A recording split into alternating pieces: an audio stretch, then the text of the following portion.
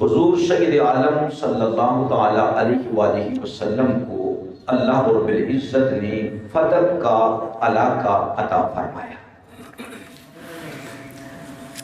اور فتح کا علاقہ عطا فرمایا اسے کہا جاتا ہے مال فیح۔ مال فیح ایک علاقہ ہوتا ہے کہ صحابہ نے تلوار چلائی تو کافروں کو قتل کیا، خود بھی شہید ہوئے یا نہ شہید ہوئے لیکن لڑائی لڑے، اس کو کہتے ہیں جو بھی وہاں سے مال حاصل ہو اسے کہتے ہیں مال غنیمت۔ اور اگر دشمن ڈر کے بھاگ جائیں، صلح کی اپیل کریں کہ ہم آپ لوگوں سے صلح کرتے ہیں، یہ فلاں فلاں چیز آپ لے لیں اور ہمیں چھوڑ دیں، اسے کہا جاتا ہے مال فیح۔ مال فیح۔ اچھا، جو مال غنیمت ہے اس میں ملکیت ثابت ہوتی ہے، جس کو مال دیا جاتا ہے تو ملکیت ثابت ہو جاتی ہے، لیکن مال فیح میں ملکیت ثابت نہیں ہوتی، بلکہ وہ انتظام کرنے والا ہیڈ آف دی اسٹیٹ ہوتا ہے، ہیڈ آف دی اسٹیٹ ہوتا ہے۔ تو جب اللہ تعالیٰ نے مسلمانوں کو خیبر میں فتح عطا فرمائی تو جو فتح کے گاؤں والے لوگ ہیں انہوں نے کہا یہ ہمارا باغ ہے، ہماری جاگیر ہے، آپ لے لیں اور ہم سے صلح کر لیں۔ تو نبی پاک صلی اللہ علیہ وآلہ وسلم نے اس مال کو یا جو بھی مال فیح کے آئے ہیں وہ مصارف کتنے ہیں، کتنوں کو وہ مال لگتا ہے، اللہ رب العزت نے قرآن پاک میں ارشاد فرما دیا ہے۔ تو یہ 9 مصارف ہیں۔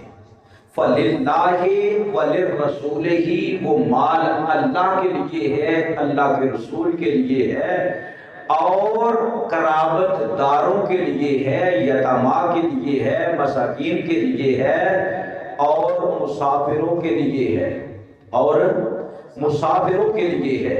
اور پھر اللہ رب العزت نے فرمایا کہ فقراء جو مہاجرین ہیں ان کے لیے ہیں، جو اپنے علاقوں سے اپنے گھروں سے نکالے گئے اور ان کا مال بھی جو چھین لیا تھا، وہ اللہ رب العزت کا فضل چاہتے ہیں اور اللہ کی رضا چاہتے ہیں اور اللہ اور اس کے رسول کی مدد کرتے ہیں، وہی سچے ہیں۔ اور جنہوں نے پہلے سے اس شہر اور ایمان میں گھر بنایا یعنی اہل مدینہ، وہ بھی اس مال کے حصہ دار ہیں۔ اچھا، ہوا اس طرح کہ نبی اقدس صلی اللہ تعالی علیہ وآلہ وسلم نے اس کا انتظام کیا کہ آپ جن جن کو یہ مال دیتے وہ اللہ کے حکم پر دیتے، یعنی انہی میں سے گھوڑے خریدے جاتے، انہی میں سے اسلحہ خریدا جاتا، نادار غربا کو دیا جاتا، جو مہمان آتے ان کو دیا جاتا، کوئی ہنگامی آفات آ جاتی تو انہی میں سے خرچ کیا جاتا۔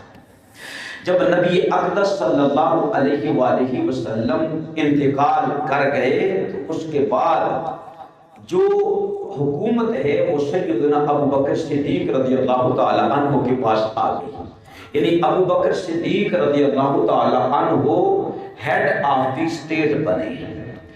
یہ جو فتح ہے یہ مدینہ طیبہ سے 2 دن کے فاصلے پر ہے اور خیبر سے 1 منزل دور ہے۔ حضور سید عالم صلی اللہ علیہ وسلم کے خلیفہ سیدنا ابو بکر صدیق رضی اللہ تعالیٰ عنہ آئے۔ اب شیعہ حضرات ابو بکر صدیق رضی اللہ تعالیٰ عنہ کی ذات بابرکات پر حملہ کرتے ہیں 3 طرح سے۔ بڑی اہم مجلس ہے، بڑی اہم مجلس ہے، شاید آپ نے زندگی میں اس طرح کی مجلس قائم نہ کی ہو، اس لیے بڑی غور سے اور توجہ کے ساتھ باتیں میری سننی ہیں۔ پہلی بات یہ کہ وہ کہتے ہیں کہ نبی پاک صلی اللہ علیہ وآلہ وسلم کی صاحبزادی سیدہ فاطمہ خاتون جنت ابو بکر صدیق رضی اللہ تعالی عنہ کے دربار میں گئیں اور کہا کہ مجھے میرا مال باغ فتح دے دو، تو ابو بکر صدیق رضی اللہ تعالی عنہ نے فرمایا کہ انبیاء علیہ السلام کے مال کی وراثت تقسیم نہیں ہوتی، تو حضرت سیدہ کائنات فاطمہ الزہرا سلام اللہ علیہا نے کہا کہ نہیں، میرے بابا جان اللہ کے رسول نے مجھے ہبہ کر دیا تھا باغ فتح مجھے ہبہ کر دیا تھا۔ اور بعض شیعہ جو ہے وہ بطور دلیل لاتے ہیں العیاشی اور البرہان، دو تفسیریں ہیں شیعوں کی۔ سورہ بنی اسرائیل کی آیہ مبارکہ آتے ذل قربا حقہ، کہتے ہیں کہ اس کا شان نزول یہ ہے کہ اللہ نے نبی پاک صلی اللہ علیہ وسلم سے فرمایا کہ جو باغ فتح تھا تو اپنے قرابت والوں کو یہ عطا فرما دے۔ تو حضرت فاطمہ رضی اللہ تعالی عنہ امام حسن مجتبی کو امام حسین کو لے کر گئیں اور کہا کہ یا رسول اللہ، عرض کی کہ یہ باغ ہمارے حصے میں دے دو، تو نبی پاک علیہ السلام نے عطا فرما دیا۔ جبکہ شیعوں کی دیگر تفاسیر اور اہل سنہ والجماعت کی تفاسیر میں شان نزول ایسا نہیں، بلکہ کہا گیا کہ یہ آیہ کریمہ تو مکہ المکرمہ میں نازل ہوئی ہے۔ کہاں نازل ہوئی ہے؟ مکہ المکرمہ میں نازل ہوئی ہے۔ جیسے علامہ طباطبائی، یہ بہت معروف امام ہے شیعوں کا، تو اس نے بھی المیزان فی تفسیر قرآن میں لکھا کہ نہیں، یہ آیہ کریمہ جو ہے وہ مکہ المکرمہ میں نازل ہوئی ہے۔ پھر مسلمان ہجرت کر کے مدینے گئے اور 7 ہجری کو یہ فتح جو ہے یہ فتح ہو رہا ہے۔ لہٰذا یہ بہت بڑی گڑبڑ ہے جو شیعہ کرتے ہیں کہ حضرت فاطمہ کو نبی پاک علیہ السلام نے یہ باغ ہبہ کیا ہوا تھا۔ پھر یہ کہتے ہیں کہ اچھا یہ نہیں، تو بعض کہتے ہیں جی حضور علیہ السلام نے وصیت فرما دی تھی کہ میرے بعد یہ فاطمہ کو باغ دے دینا ہے، فاطمہ کو باغ دے دینا ہے سلام اللہ علیہا۔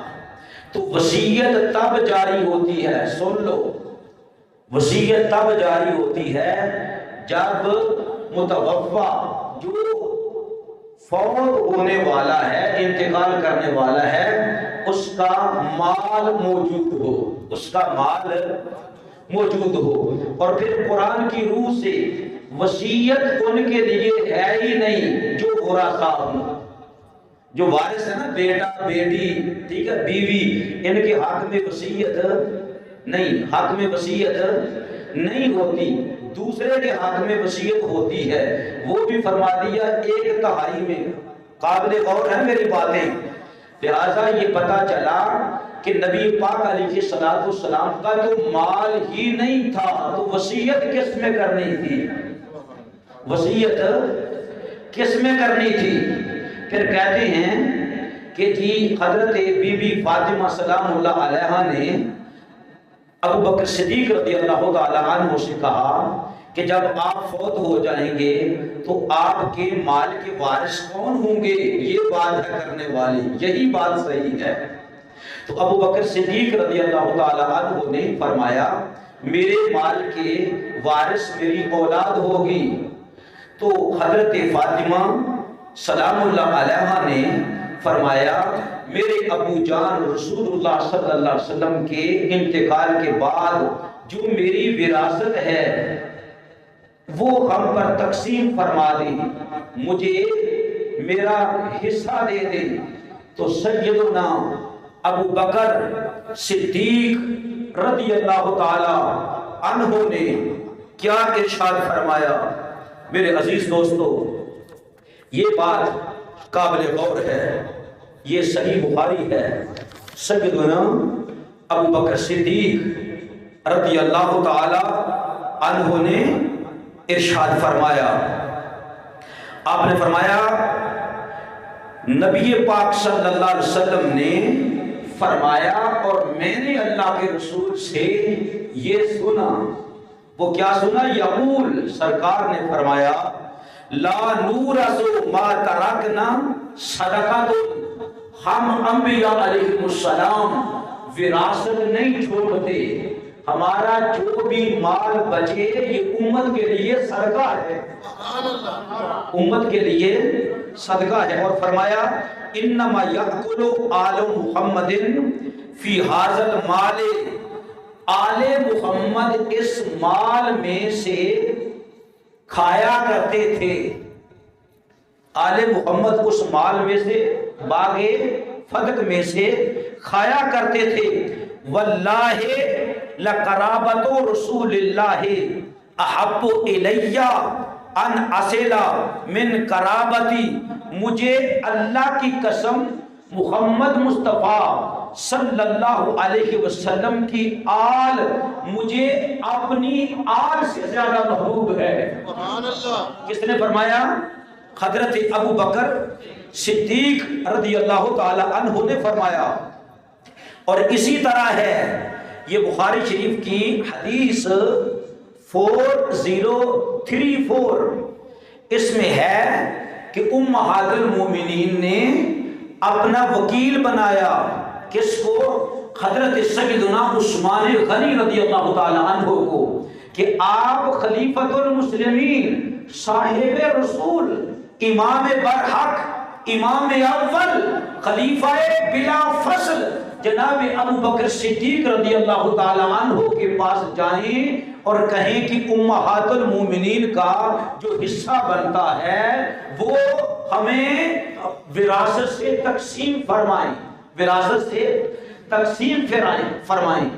میرے عزیز دوستو، اب امہات المؤمنین کو بھی ابو بکر صدیق رضی اللہ تعالیٰ عنہ نے وہی جواب دیا، یا ام المؤمنین عائشہ صدیقہ رضی اللہ تعالیٰ عنہ نے وہی جواب دیا کہ اللہ کے رسول کا ارشاد گرامی ہے کہ ہم وراثت نہیں دیتے کسی کو، ہماری وراثت جاری نہیں ہوتی۔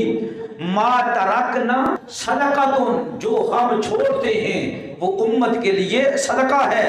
لا نورث، نبی کی وراثت جاری نہیں ہوتی۔ نبی نہ مال و زر چھوڑتا ہے، نہ چاندی، نہ سونا، نہ ہیرے، نہ جواہرات، نہ اپنی ذاتی ملکیت میں کوئی بہت بڑی زمین چھوڑتا ہے۔ نبی کی جتنی چیزیں بچ جاتی ہیں وہ امت کے لیے صدقہ ہے، امت کے لیے صدقہ ہے۔ تو یہی بات امہات المومنین سے فرمائی گئی۔ اب میرے عزیز دوستو، نبی مکرم صلی اللہ تعالی علیہ وآلہ وسلم کی پیاری بیٹی سیدہ خاتون جنت سلام اللہ علیہا کے لیے تو یہ بات کرتے ہیں، لیکن آپ مجھے بتائیں کہ جب کوئی آدمی انتقال کر جاتا ہے تو اس کے مال میں سے پہلے اولاد کا حصہ نکلتا ہے یا پہلے بیویوں کا حصہ نکلتا ہے؟ تو یاد رکھو، پہلے بیوی کا 1/8 حصہ نکلتا ہے جو بچ جاتا ہے، پھر اولاد پر وہ وراثت تقسیم ہوتی ہے۔ آج تک آپ لوگوں نے سنا کہ کسی شیعہ نے کہا ہو کہ ابو بکر صدیق رضی اللہ تعالی عنہ نے امہات المومنین کا حصہ کیوں نہیں نکالا؟ نہیں نہ سنا؟ ہاں نہیں نہ سنا؟ تو جب مال تقسیم ہوتا ہے تو امہات المومنین کے لیے کیا یہ مومن نہیں ہے؟ مومن ہیں۔ تو اللہ نے قرآن میں فرمایا میرے حبیب مکرم صلی اللہ علیہ وسلم کی بیویاں تمام مومنوں کی مائیں ہیں، تو جو امہات المومنین کو مائیں مانتے ہیں وہی تو مومن ہے۔ جو امہات المومنین کو مائیں نہیں مانتے ہیں وہ قرآن کی روح سے مومن ہے ہی نہیں ہیں۔ اور پھر آپ ذرا توجہ فرمائیں، یہ کہتے ہیں کہ رسول اللہ صلی اللہ تعالی علیہ وآلہ وسلم سرکار نے حضرت بی بی فاطمہ کو یہ ہبہ کر دیا ہوا تھا، کیا؟ باغ فتق ہبہ کر دیا ہوا تھا۔ میرے عزیز دوستو، اگر باغ فتق رسول اللہ صلی اللہ تعالی علیہ وآلہ وسلم نے حضرت بی بی فاطمہ رضی اللہ تعالی عنہا کو ہبہ کر دیا ہوا تھا، تو آپ لوگوں کو پتا ہے یہ باغ کتنا بڑا تھا۔ اہل تشیع کے کتابوں کا ہم مطالعہ کریں تو پتہ چلتا ہے کہ یہ 24,000 دینار کا سالانہ مال بنتا ہے۔ کتنا سالانہ مال بنتا ہے؟ 24,000 دینار۔ اور 24,000 جو دینار ہیں یہ پتہ کس کے ہوتے ہیں؟ یہ سونے کے ہوتے ہیں۔ یہ کس کے ہوتے ہیں؟ سونے کے ہوتے ہیں۔ اب ذرا میں آپ لوگوں سے پوچھتا ہوں کہ نبی مکرم صلی اللہ تعالی علیہ وآلہ وسلم نے اتنا بڑا، اتنی بڑی جائیداد بی بی فاطمہ کو ہبہ کر دی تو عقلاً نہیں مانی جا سکتی۔ کیوں؟ کہ رسول اللہ کی صحیح احادیث مبارکہ ہیں جو اہل سنہ والجماعت کی کتابوں میں بھی ہیں اور شیعوں کی کتابوں میں بھی ہیں کہ نبی پاک صلی اللہ علیہ وآلہ وسلم نے اپنی اہل بیت کے لیے اللہ سے فقیری مانگی ہے، غربت مانگی ہے۔ اللہ رب العزت کی ذات سے نبی پاک علیہ السلام نے مال کی فراوانی اپنی اہل بیت کے لیے نہیں مانگی ہے۔ ذرا سامنے آنکھوں کے وہ جلوہ نظر آئے جب حضرت سیدہ خاتون جنت سلام اللہ علیہا چکی پیس کر پانی کندھوں پر لاد کر سجدہ کے چھالے پڑ گئے ہوئے تھے، تھک کے چور ہو جایا کرتی تھی۔ جناب علی المرتضیٰ شیر خدا رضی اللہ تعالیٰ عنہ نے فرمایا، اے خاتون جنت، آپ اللہ کے رسول صلی اللہ علیہ وسلم کی بارگاہ میں جائیں، اللہ کے رسول آپ کو بڑا چاہتے ہیں، تم بیٹی ہو، بڑی محبت فرماتے ہیں۔ رسول اللہ سے عرض کریں، یا رسول اللہ بہت زیادہ غلام آئے ہیں، لونڈیاں آئی ہیں، میں تھک جاتی ہوں کام کر کے، حضور مجھے بھی کوئی غلام عنایت فرمائیں تاکہ میری ہیلپ ہو جایا کرے، کوئی لونڈی عطا فرما دیں۔ تو اللہ کے رسول صلی اللہ علیہ وسلم نے اہل بیت کے لیے کس چیز کو پسند فرمایا؟ علی المرتضیٰ سے بھی فرمایا، بی بی فاطمہ سے بھی فرمایا کیا میں تمہیں اس سے زیادہ بہتر چیز نہ عطا فرما دوں؟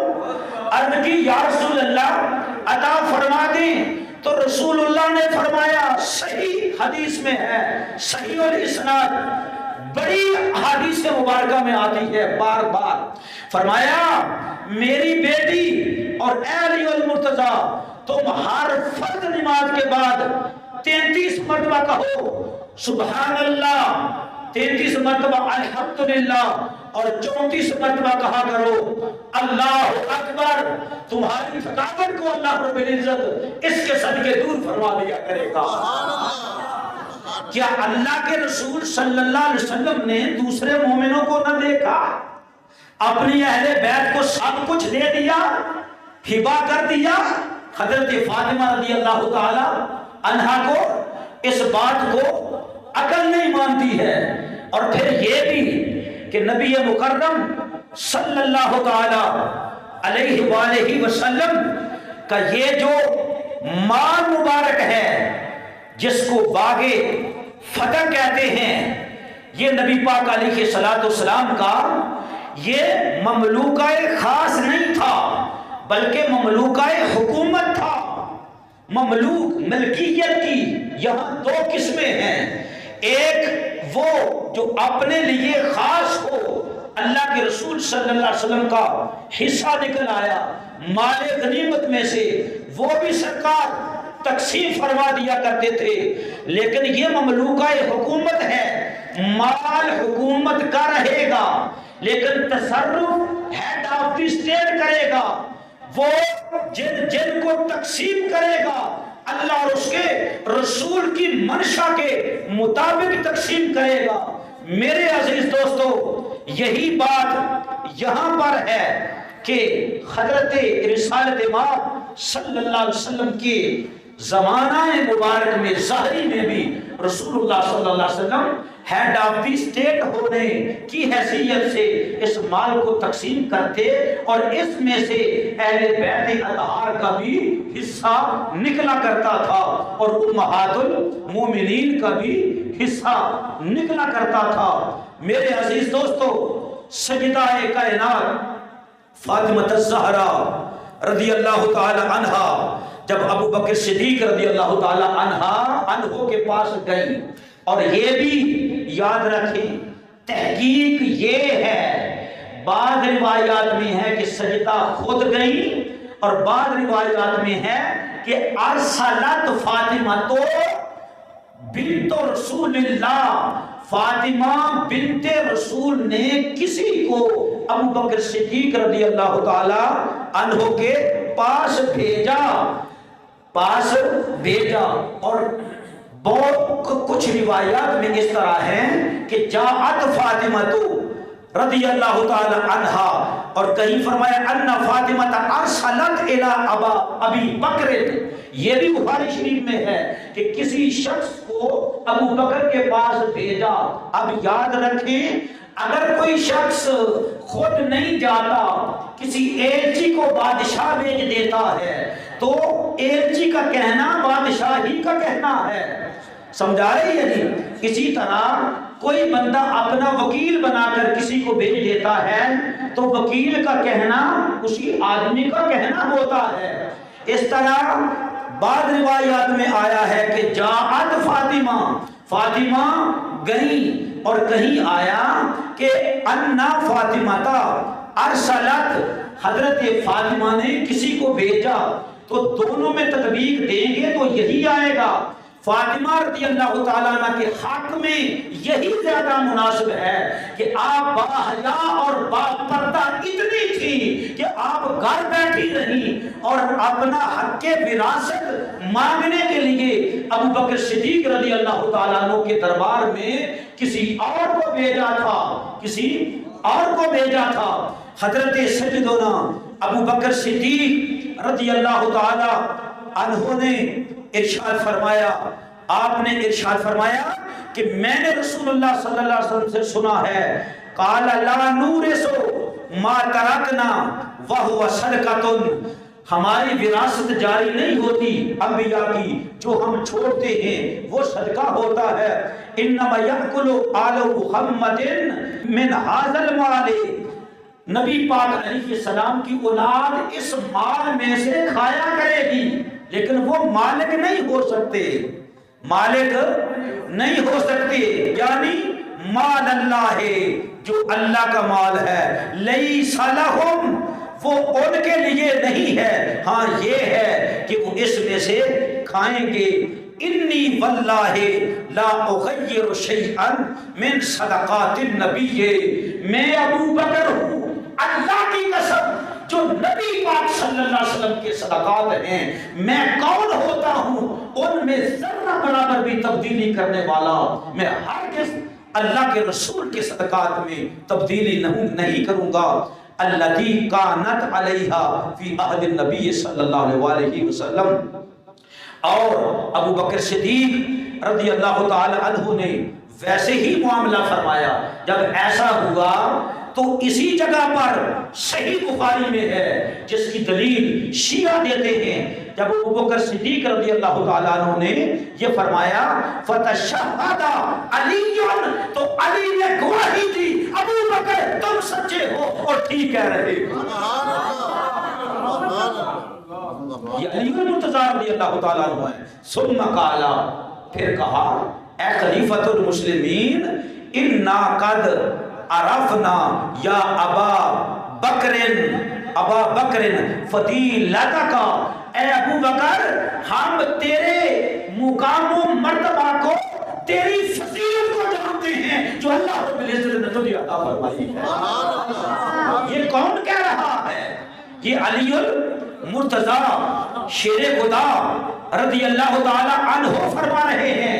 اور یہ بھی بات یاد رکھ لیں کہ علی المرتضیٰ شیر خدا رضی اللہ تعالی عنہ ابو بکر صدیق کے بارے میں اور حضرت امیر المومنین عمر فاروق رضی اللہ تعالیٰ عنہ کے بارے میں کیا ارشاد فرماتے ہیں؟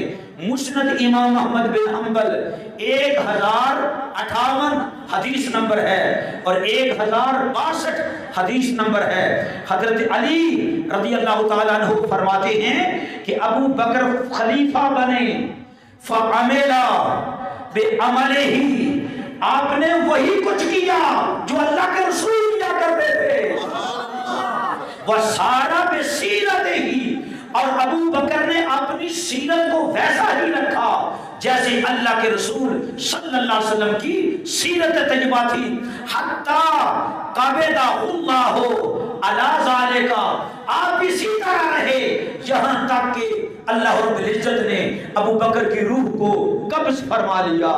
اور پھر فرماتے ہیں ان کے بعد عمر فاروق آئے تو انہوں نے بھی وہی عمل کیا جو اللہ کے رسول عمل کرتے تھے، انہوں نے اپنی سیرت کو رسول اللہ صلی اللہ علیہ وسلم کی سیرت کے رنگ میں رنگ لیا تھا۔ اور پھر شرح نہج البلاغہ ابن میسر کی، یہ شیعوں کی معتبر کتاب ہے، صفحہ نمبر 362 ہے، جلد 4 ہے، علی المرتضیٰ شیر خدا کا خطبہ سنو، فرماتے ولا عمری ولا عمری ولا عمری ان مکانہما فی الاسلام لعظیم، علی کی عمر کی قسم، علی کی عمر کی قسم، ابو بکر کا اور فاروق اعظم کا مقام و مرتبہ دین اسلام میں بہت ہی بلند ہے۔ اور پھر فرمایا ان کے جانے کے بعد اسلام کو بڑے زخم لگے، اللہ رب العزت ابو بکر و عمر کو دونوں پر رحم فرمائے اور ان کے نیک اعمال کے بدلے اللہ ان کو اچھی جزا عطا فرمائے۔ علی المرتضیٰ رضی اللہ تعالی عنہ ہی فرماتے ہیں ہوگا امامان عادلان، ابو بکر و عمر عادل امام ہیں، دونوں عدل کے امام ہیں۔ میرے عزیز دوستو، ابو بکر صدیق رضی اللہ تعالیٰ عنہ سے علی المرتضیٰ رضی اللہ تعالیٰ نے فرمایا یا ابا بکر فضیلتک عرفنا، یا ابا بکر فضیلتک، ہم نے تیرے مقام و مرتبہ کو جانا ہے، تیری فضیلت کو جانا ہے۔ وذکر قرابتہ، اور پھر ذکر کیا کہ ہماری رسول اللہ صلی اللہ علیہ وسلم سے کیا قرابت ہے، یعنی ہم رسول اللہ صلی اللہ علیہ وسلم کے قرابت دار ہیں۔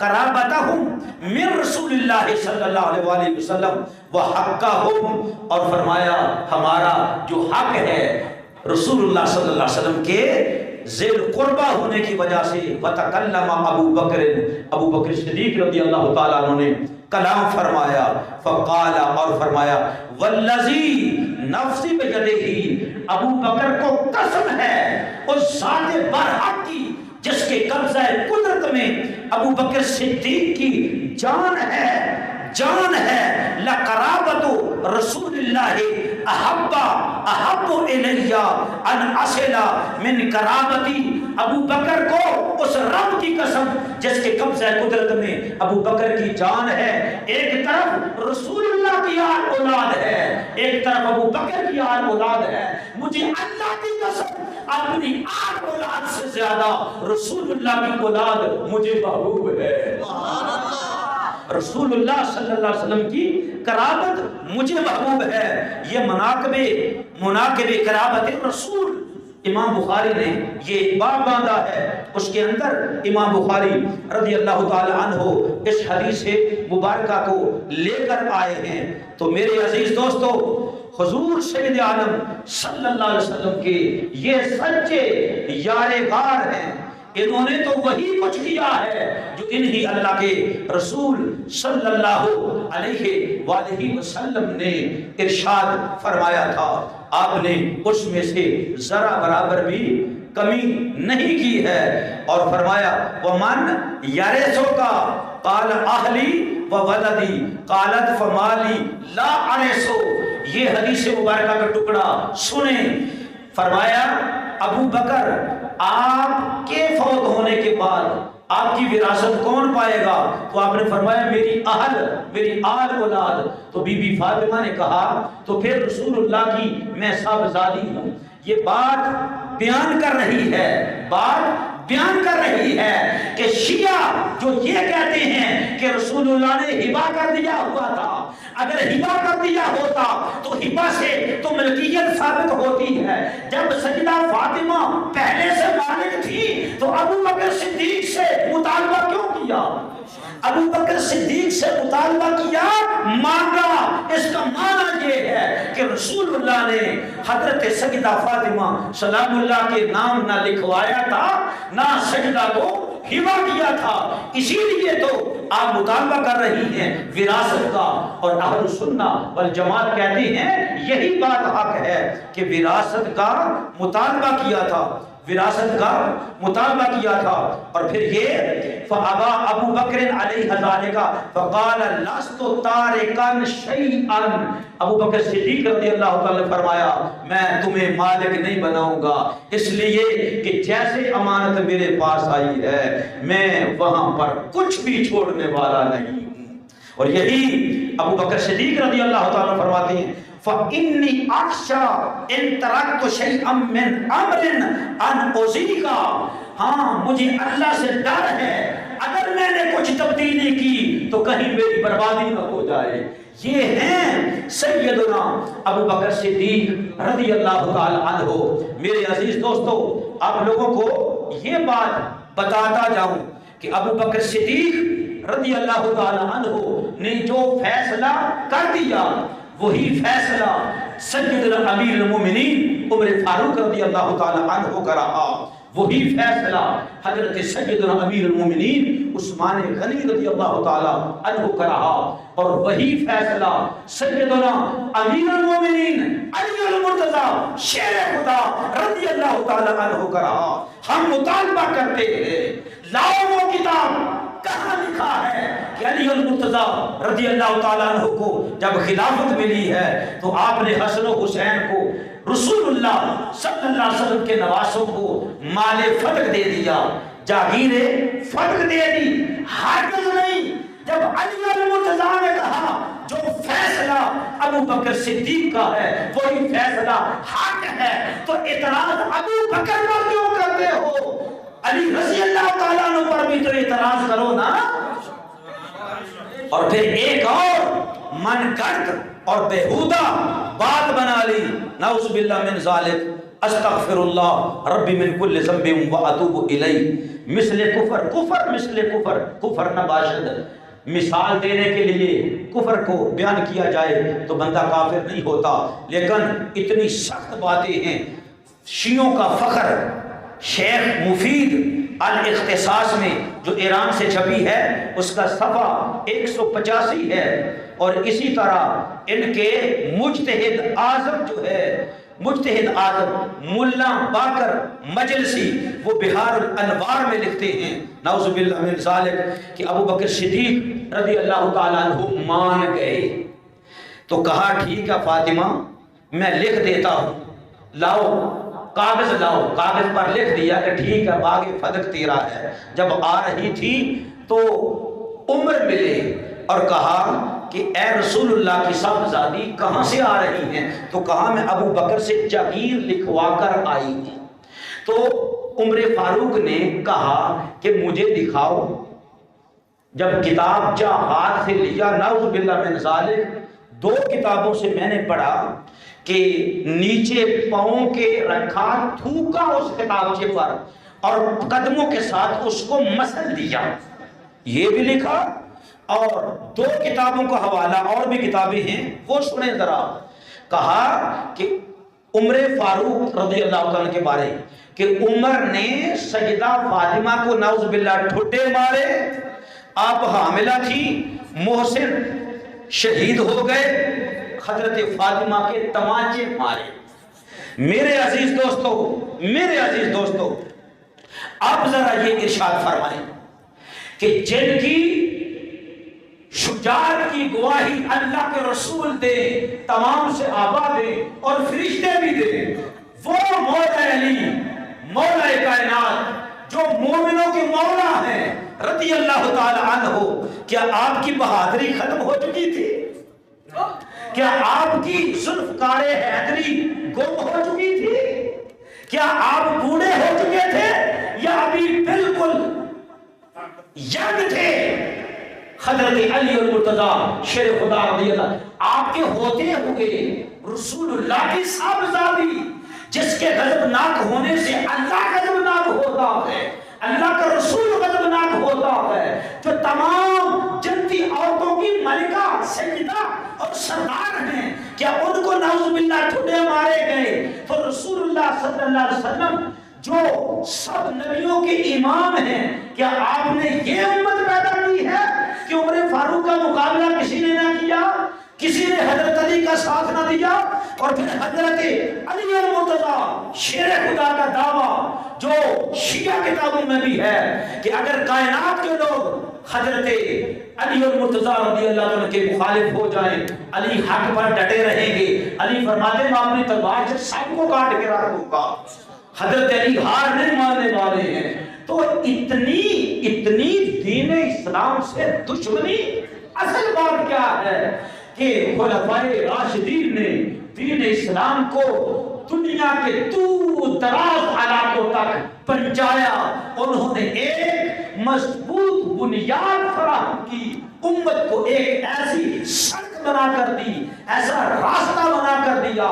بس یہ دشمنان دین یہود و نصارہ جو ہے اور مجوسی جو ہے، یہ شروع سے لے کر دین اسلام سے حسد کرتے تھے، دین اسلام سے دشمنی کرتے تھے۔ اسی لیے تو یہ شیعہ مسلک جو ہے وہ وجود میں آیا تھا۔ ان کی خدمات یہ کیا ہیں؟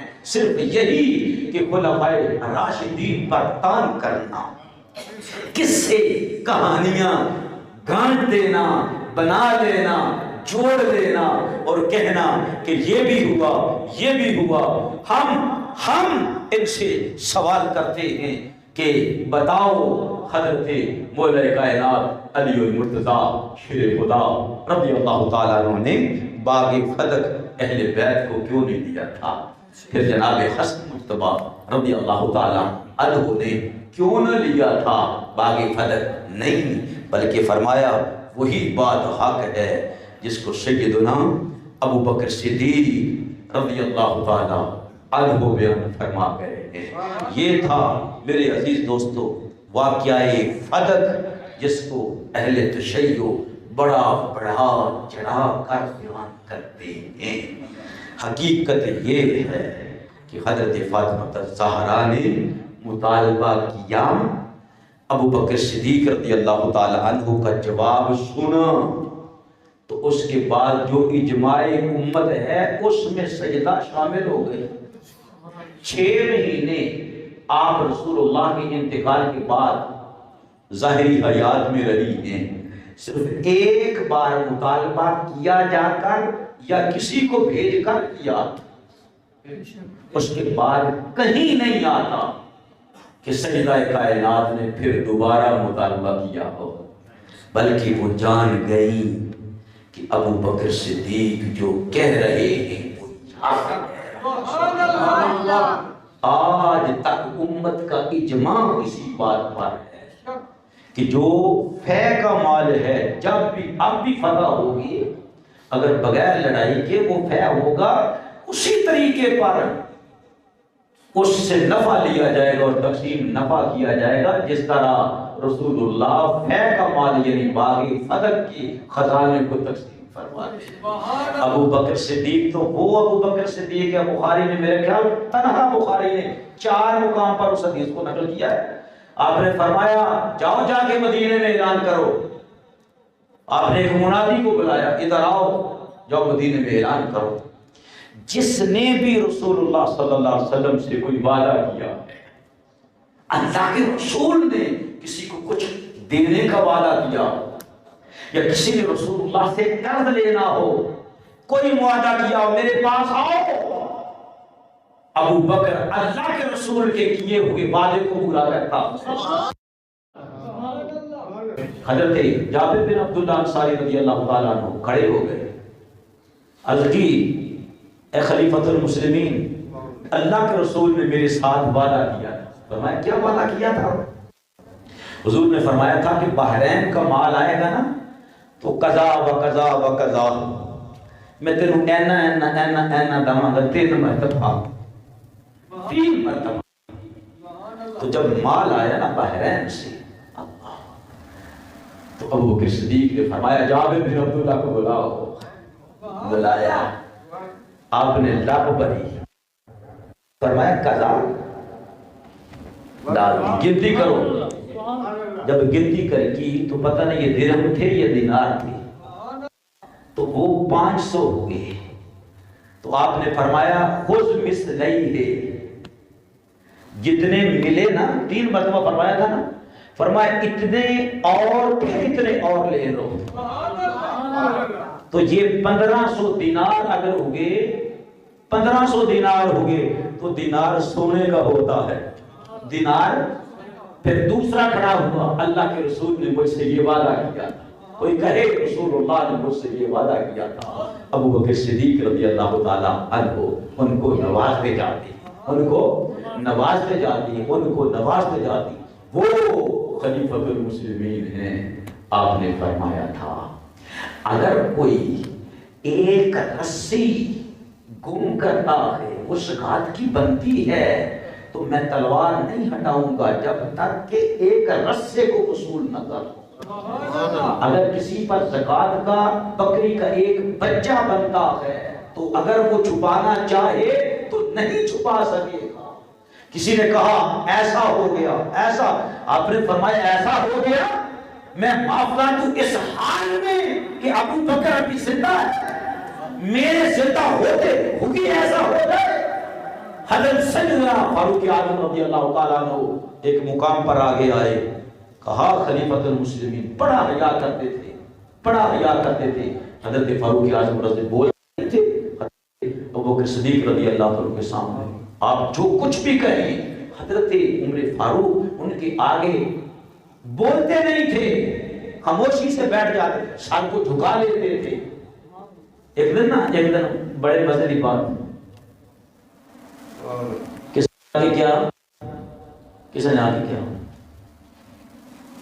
کہ تو امت میں وہ کام کر رہا ہے کہ جو کسی نے نہیں کیے ہیں۔ عمر فاروق رضی اللہ عنہ نے فرمایا انہوں بلاؤ لے، اور میں تو ابو بکر صدیق کو جاننا ہوں، کہ نہیں میں نہیں جانتا، اور میں تیری خیر ہو گئی ہے۔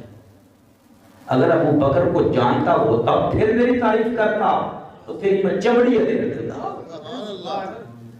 تو عمر فاروق رضی اللہ تعالیٰ عنہ عرض کرتے ہیں اے خلیفۃ المسلمین رک جائیں، وہ فلاں علاقے والے زکوٰۃ کے منکر ہیں، پھر کیا ہوا؟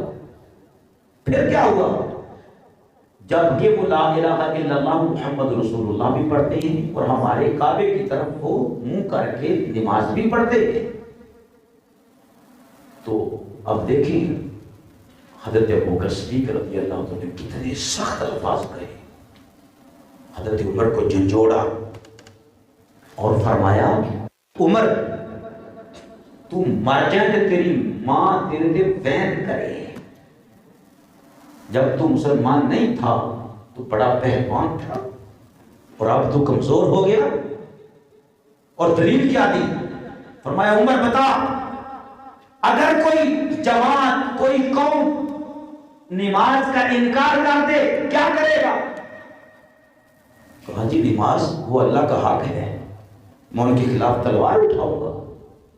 فرمایا اللہ کے 2 طرح کے حق ہیں بندے پر، ایک مالی حق ایک بدنی حق، ایک مالی حق ایک بدنی حق۔ فرمایا جو بدنی حق اللہ کا ادا نہ کرے، عمر تو تلوار اٹھائے تو جو اللہ کا مالی حق کھا لے، چھین لے، نہ مانے، میں تلوار اٹھاؤں تو میرے آگے آئے گا؟ عمر فاروق خود فرماتے ہیں، آپ فرماتے ہیں اللہ کی قسم مجھے اس دن پتا چلا کہ اللہ کے رسول جو فرمایا کرتے تھے اللہ نے جو مجھ پر نازل کیا ہے میں نے اس کو ابو بکر صدیق کے سینے میں ڈال دیا۔ ابو بکر ہی ابو بکر صدیق رضی اللہ تعالی عنہ ابو بکر ہی۔ اور کسی نے کہا کہ سیدہ فاطمہ رضی اللہ تعالی عنہا غضبناک ہو گئیں، تو میں نے کہا کہ یہ کسی صحابی کا قول بخاری میں نہیں ہے، کسی صحابی کا قول بخاری میں نہیں، بلکہ امام زہری کے بہت زیادہ شاگرد ہیں جنہوں نے ان آیت لی تو بعضوں نے یہ قول لکھ دیا اور بعضوں نے لکھا، تو پتہ چلتا ہے کہ بہت دور والے جو راوی ایک دوسرے سے روایت لیتے ہیں یہ ان کا فہم ہے، یہ انہوں نے اپنی طرف سے ایک اٹکل پچو جو ہے نا وہ لگا آیا ہے کہ ایسا ہو گیا، کسی نے ایسا نہیں کہا، کسی صحابی نے ایسا نہیں کہا ہے۔ یہ جو شیعہ کہتے ہیں جی دربار میں گئیں پھر جا کر آپ نے دلائل دیے پھر جی ایسے خطبے پڑھے جی ایسے کر دیے، یہ محمد کی بیٹی فاطمہ کی شان ہے ہی نہیں، محمد کی بیٹی فاطمہ کی شان ہے ہی نہیں، وہ تو مہر و مان ہے، ان کا آنچل بھی نہ دیکھا تھا، وہ تو جان ہے، وہ تو جگر مصطفیٰ کا ٹکڑا فاطمہ، سورج نے چاند نے آپ کے بالوں کو نہیں دیکھا، تو آپ کی حیات داری کو سلام، آپ کی حیات داری کو سلام ہو۔ یہ قصے کہانے بڑھا کے ایسے ہو گیا ایسے ہو گیا ایسے ہو گیا، بس یہی آپ بات یاد رکھیں جو فیصلہ ابو بکر کا تھا اسی پر آج تک امت کا اجماع ہے۔ تم اجماع سے باہر ہو تو جاؤ، ہم تو امت کی اجماع کو مانتے ہیں، اسی پر خاتون جنت ہے، اسی پر مولا حسن ہے، اسی پر علی المرتضیٰ ہیں۔ امام جو 11 آ چکے ہیں ان 11 نے کہا ہے، یہ 11 نے کہا ہے کہ جو فیصلہ ابو بکر صدیق کا ہے وہی فیصلہ پر گلی گلی نگر نگر ابو بکر